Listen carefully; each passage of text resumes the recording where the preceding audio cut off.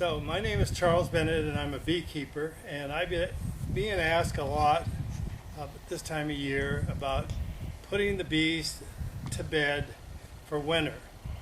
So here's what I do each winter, and I've only lost one hive per winter the last 2 winters in doing this, so I figured that it helps.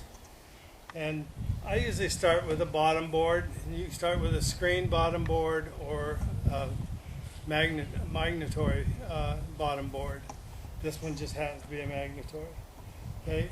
The second thing that I put on this stack is what is known as a slatted board, only I've sort of invented my own slatted board where I keep a wide entrance here and screen this in, and it works like a slatted board and a screen bottom board. And so I put that in place, and I've got everything different colors so I can tell what I've got on the hive.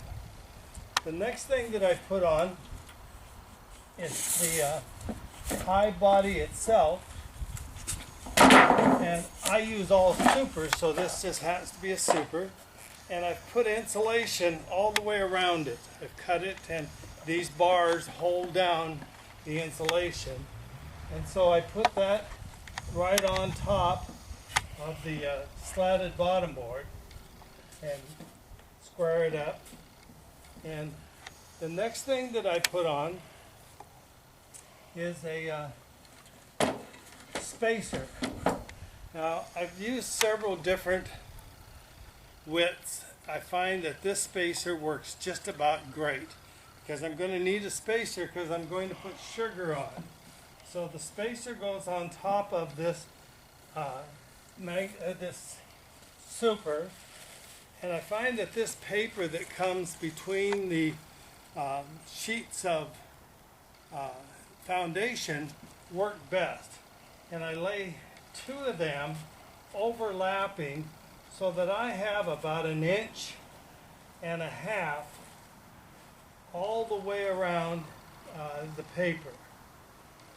And in doing that, I can now put on 5 pounds of sugar on top of this. I think it's called a camp method.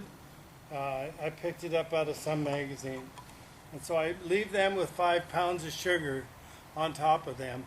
I happen to use the baker's sugar that I buy at one of the local stores here. And I find that it's best because they say there's about 8% moisture in it, and it's a lot finer. It sits between powdered sugar and granulated sugar. On top of all of that is a screened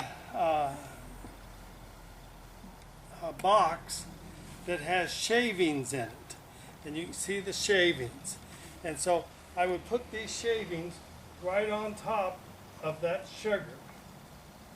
And it's got a hole so that they can actually exit through here, and I get ventilation through the top, and the shavings actually pick up moisture, and sometimes in the wintertime I actually have to change it.